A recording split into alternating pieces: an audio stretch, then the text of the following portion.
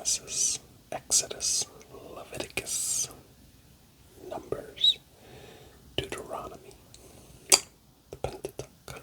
Wow, that was quite an amazing journey. And now the journey continues with the next book, right after the Pentateuch, which is the book of Joshua. So tonight we're going to begin the book of Joshua. If this is your first time, and if you enjoy it, please consider subscribing. Click like and share the video. And for those who are frequent flyers, welcome back. As always, thank you for your dedication and support. Please like the video and also continue to share it with others.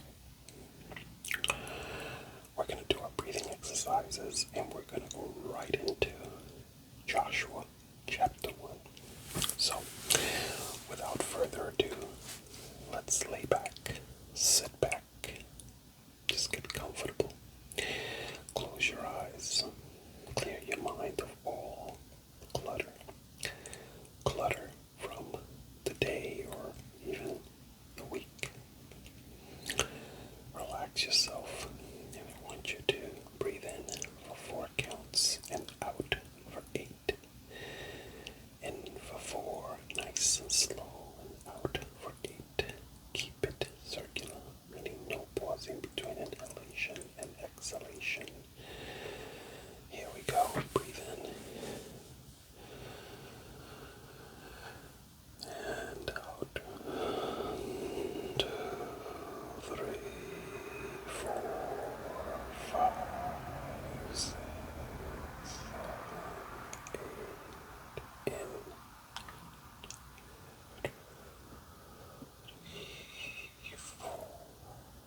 and out.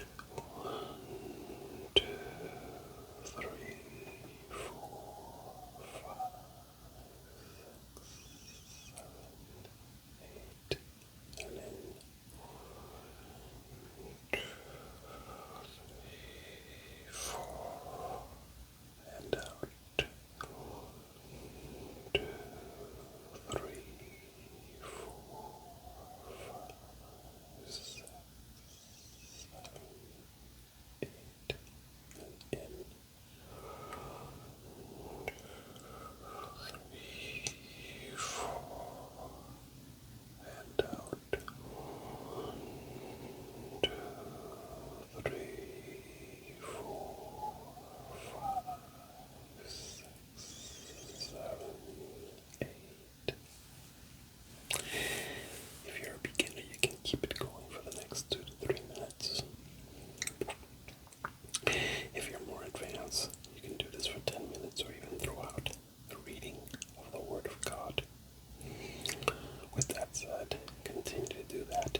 And now, as you focus on your breathing, turn your focus over to hearing the Word of God as I read Joshua chapter 1.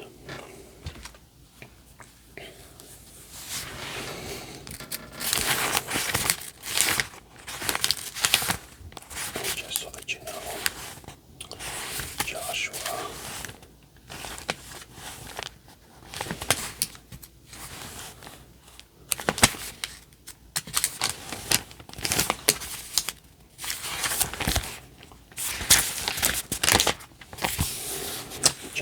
has 24 chapters, some short, some actually very long.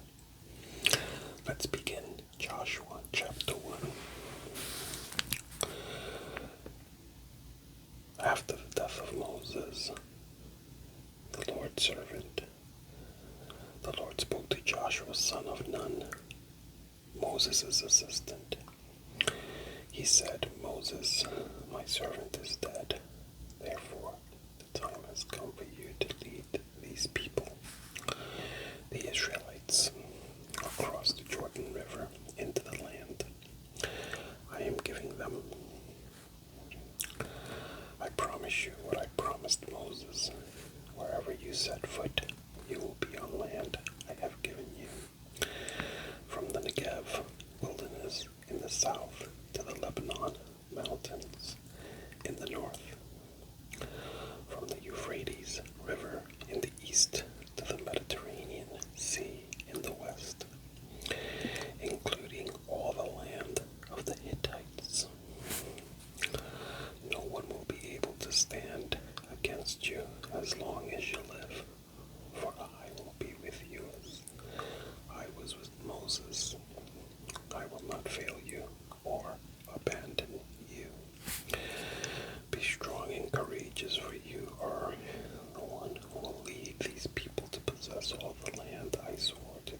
ancestors, I would give them.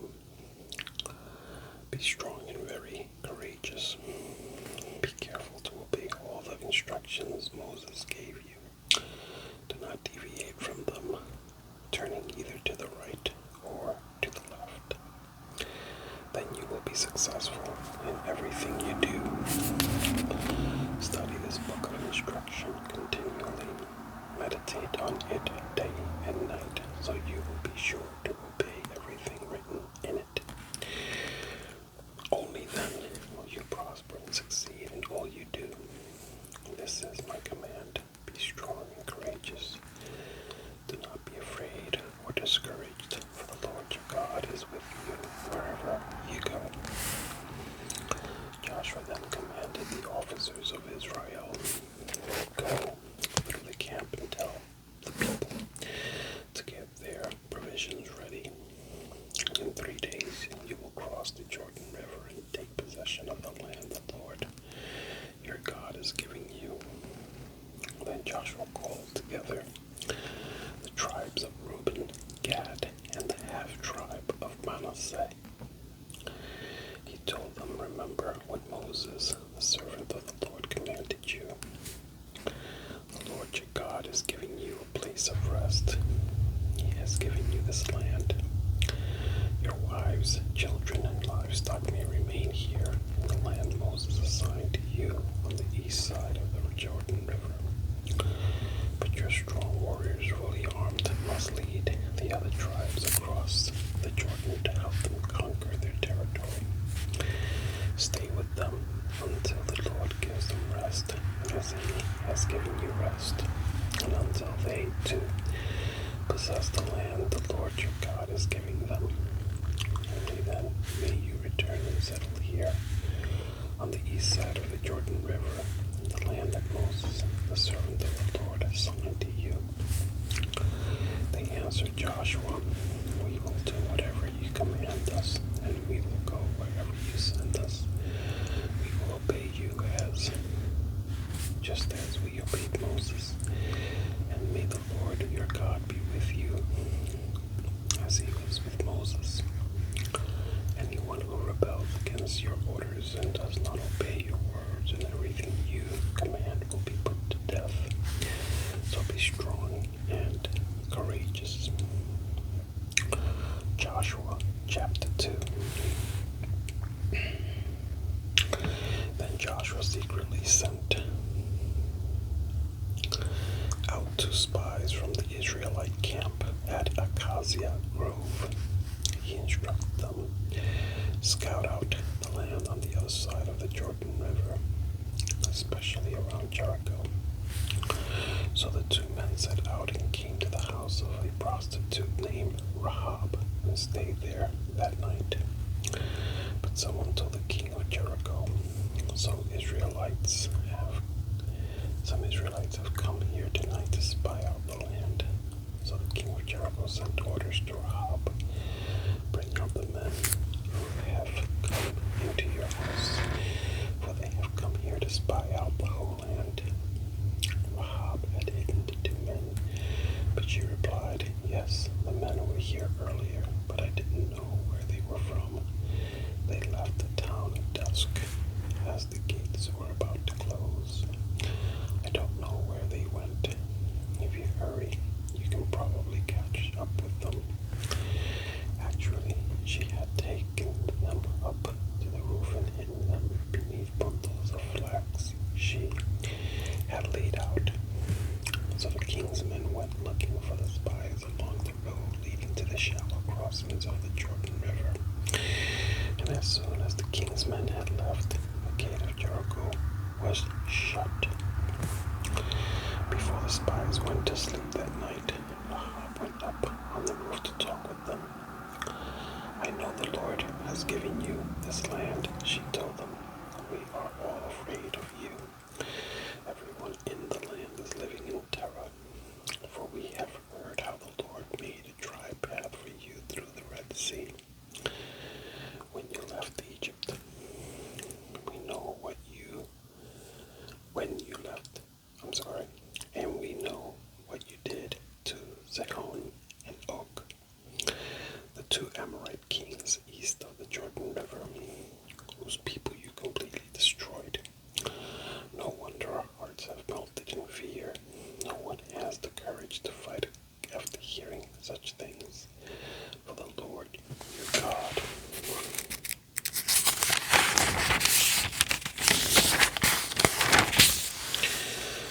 is the supreme God of the heavens above and the earth below.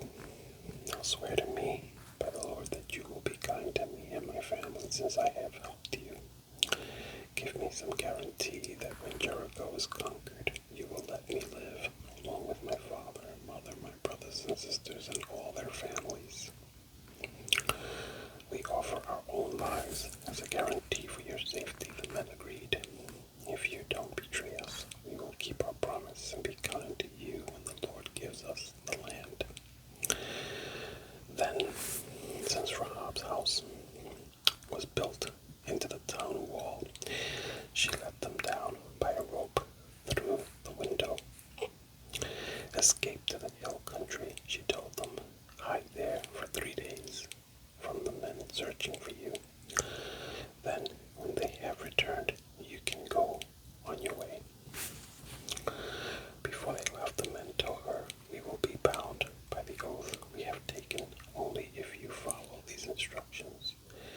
When we come into the land, you must leave the scarlet rope hanging from the window through which you let us down. And all your family members, your father, mother, brothers, and all your relatives must be here inside the house. If they go out into the street and are killed, it will not be our fault. But if anyone lays a hand on people inside this house, we will accept the responsibility for their death. If you betray us, however, we are not bound by this oath in any way. I accept your terms, she replied, and she sent them on their way, leaving the scarlet rope hanging from the window. The spies went up into the hill country and stayed there 3 days. The men who were chasing them searched everywhere along the road, but they finally returned without success. Then the 2 spies came down from the hill country, crossed the Jordan River, and reported to Joshua all that had happened to them. The Lord has given us the whole land, they said, for all the people in the land are terrified of us. Joshua chapter 3. Early the next morning, Joshua and all the Israelites left Acacia Grove and arrived at the banks of the Jordan River, where they camped before crossing. 3 days later, the Israelite officers went through the camp, giving these instructions to the people. When you see the Levitical priests carrying the Ark of the Covenant of the Lord your God, move out from your position and follow them. Since you have never traveled this way before, they will guide you. Stay about a half mile behind them, keeping a clear distance between you and the ark. Make sure you don't come any closer. Then Joshua told the people, purify yourselves, for tomorrow the Lord will do great wonders among you. In the morning Joshua said to the priest, lift up the ark of the covenant and lead the people across the river. And so they started out and went ahead of the people. The Lord told Joshua, today I will begin to make you a great leader in the eyes of all the Israelites. They will know that I am with you, just as I was with Moses. Because this command to the priests who carry the ark of the covenant, when you reach the banks of the Jordan River, take a few steps into the river and stop there. So Joshua told the Israelites, come and listen to what the Lord your God says. Today you will know that the living God is among you. He will surely drive out the Canaanites, Hittites, Hivites, Perizzites, Girgashites, Amorites, and Jebusites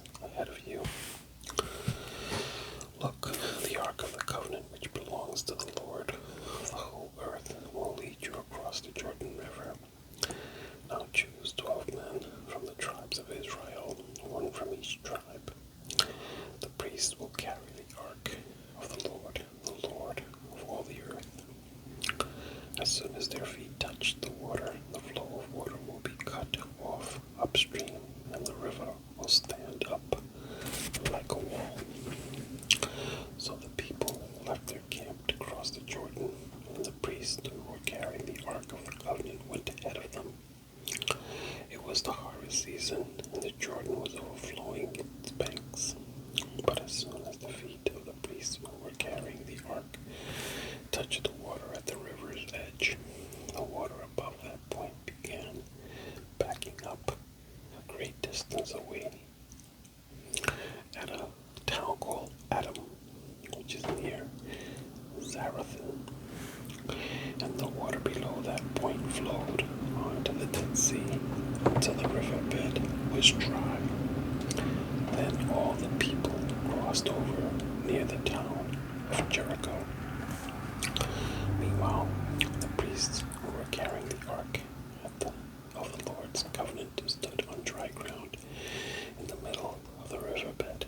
As the people passed by, they waited there until the whole nation of Israel had crossed the Jordan on dry ground. Joshua chapter 4.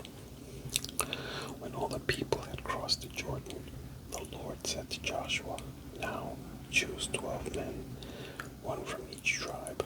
Tell them, take 12 stones from the very place where the priests are standing in the middle of the Jordan.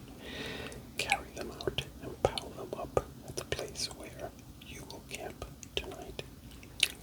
So Joshua called together the 12 men he had chosen, one from each of the tribes of Israel.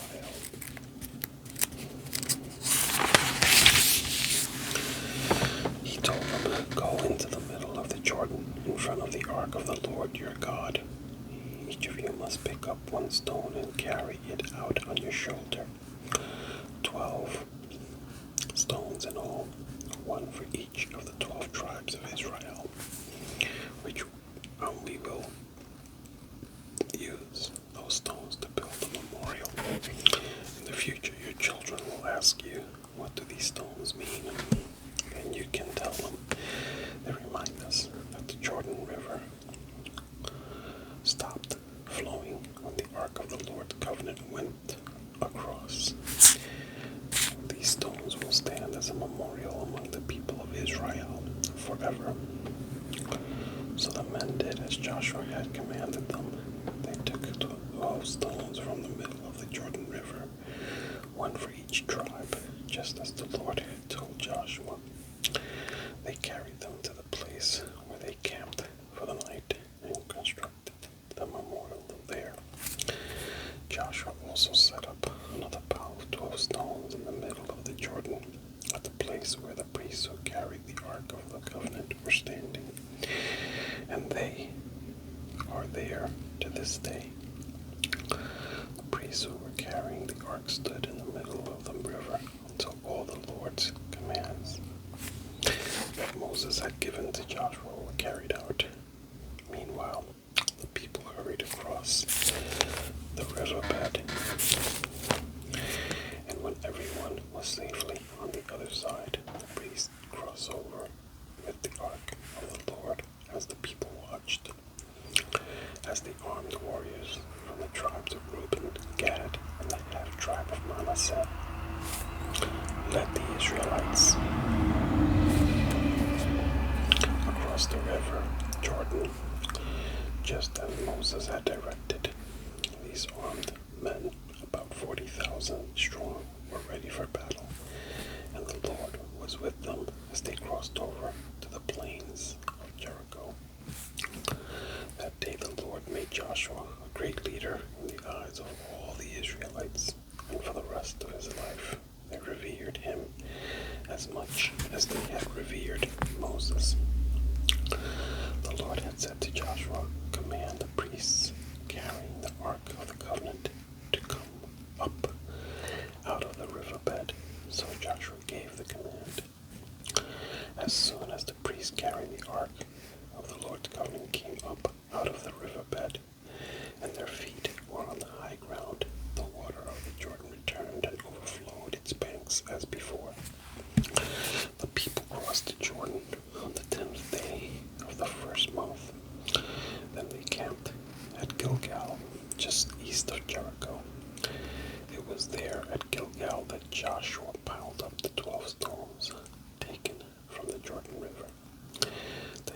said to the Israelites in the future, your children will ask, what do these stones mean? Then you can tell them, this is where the Israelites crossed the Jordan on dry ground. For the Lord your God dried up the river right before your eyes, and he kept it dry until you were all across, just as he did at the Red Sea. When he dried it up until we had all crossed over, he did this so that all the nations of the earth might know that the Lord's hand is powerful, and so you might fear the Lord your God forever. Joshua chapter 5. When all the Amorite kings west of the Jordan and all the Canaanite kings who lived along the Mediterranean coast heard how the Lord had dried up the Jordan River so that the people of Israel could cross, they lost heart and were paralyzed with fear because of them. At that time the Lord told Joshua, make flint knives and circumcise this second generation of Israelites. So Joshua made flint knives and circumcised the entire male population of Israel at Gibeath Haraloth. Joshua had to circumcise them because all the men who were old enough to fight in the battle when they left Egypt had died in the wilderness. Those who left Egypt had all been circumcised, but none of these born after the Exodus during the years in the wilderness had been circumcised.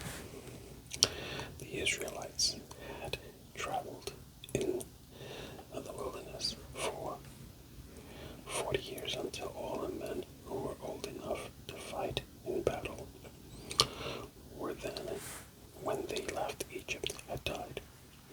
For they had disobeyed the Lord, and the Lord vowed he would not let them enter the land he had sworn to give us, a land flowing with milk and honey. So Joshua circumcised their sons, those who had grown up to take their father's places, for they had not been circumcised on the way to the promised land. After all the males had been circumcised, they rested in the camp until they were healed. Then the Lord said to Joshua, today I have rolled away the shame of your slavery in Egypt. So that place has been called Gilgal to this day. While the Israelites were camped at Gilgal on the plains of Jericho, they celebrated Passover on the evening of the 14th day of the first month. The very next day they began to eat unleavened bread and roasted grain harvested from the land.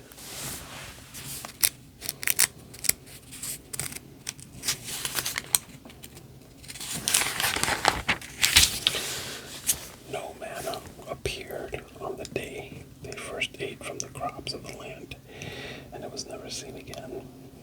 So from that time on, the Israelites ate from the crops of Canaan. When Joshua was near the town of Jericho, he looked up and saw a man standing in front of him with a sword in hand. Joshua went up to him and demanded, are you a friend or foe? Neither one, he replied. I am the commander of the Lord's army.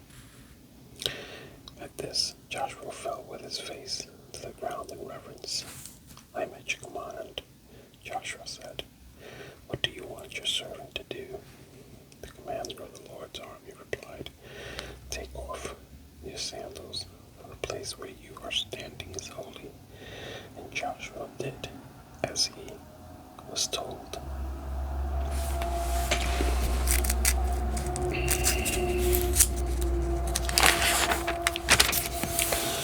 Joshua chapter 6. Now the gates of Jericho were tightly shut because the people were afraid of the Israelites. No one was allowed to go out or in, but the Lord said to Joshua, I have given you Jericho, its king, and all its strong warriors. You and your fighting men should march around the town once a day for 6 days.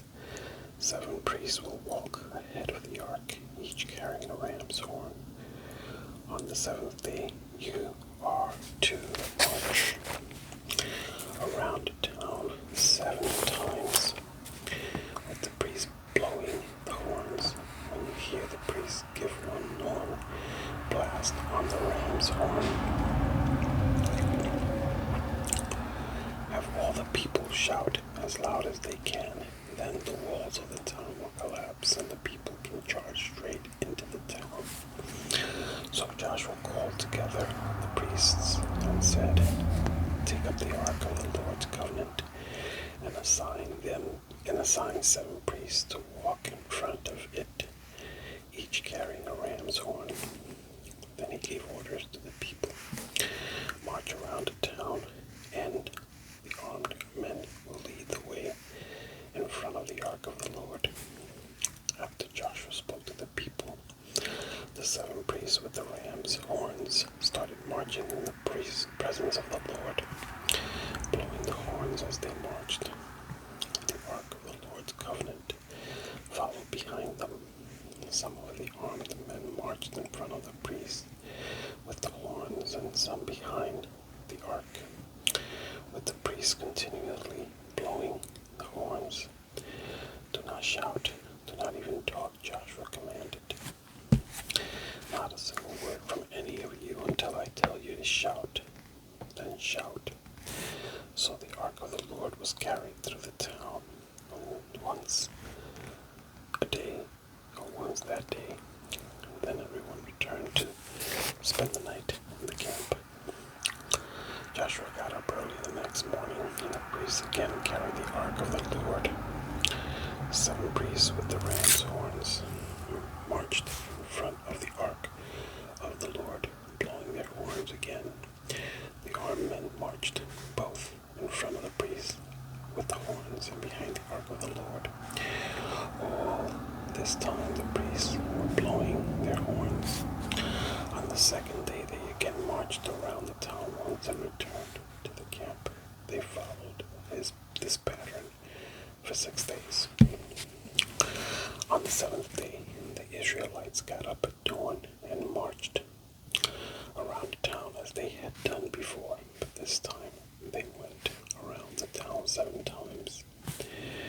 The 7th time around, as the priests surrounded the long blast on their horns, Joshua commanded the people, shout, for the Lord has given you the town. Jericho and everything in it must be completely destroyed as an offering to the Lord. Only Rahab, the prostitute, and the others in her house will be spared, for she has protected our spies. Do not take any of the things set apart for destruction, or you yourselves will be completely destroyed, and you will bring trouble on the camp of Israel. Everything made from silver, gold, bronze, or iron is sacred to the Lord, must be brought into his treasury. When the people heard the sound of the ram's horns, they shouted as loud as they could. Suddenly, the walls of Jericho collapsed, and the Israelites charged straight into the town and captured it. They completely destroyed everything in it with their swords, men and women, young and old, cattle, sheep, goats, and donkeys. Meanwhile, Joshua said to the 2 spies, keep your promise, go to the prostitute's house and bring her out along with her family. The men who had been spies went in and brought out Rahab.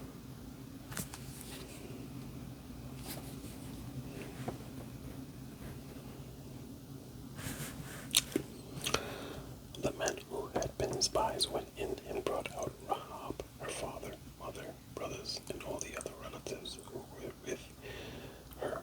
They moved her whole family to a safe place near the camp of Israel.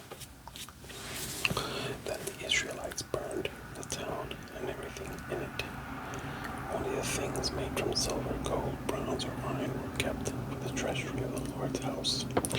So Joshua spared Rahab the prostitute and her relatives who were with her in the house, because she had hidden the spies Joshua sent to Jericho, and she lives among the Israelites to this day. At that time Joshua invoked this curse. May the curse of the Lord fall on anyone who tries to rebuild the town of Jericho. At the cost of his firstborn son, he will lay its foundations. At the cost of his youngest son, he will set up its gates.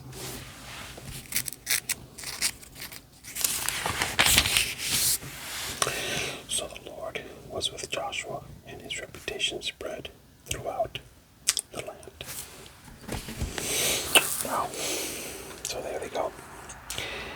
They're on their way in, and God is keeping to his promises. Glory, glory, glory, hallelujah.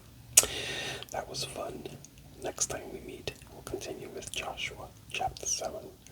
Until then, God bless you. God keep you. Have a wonderful night.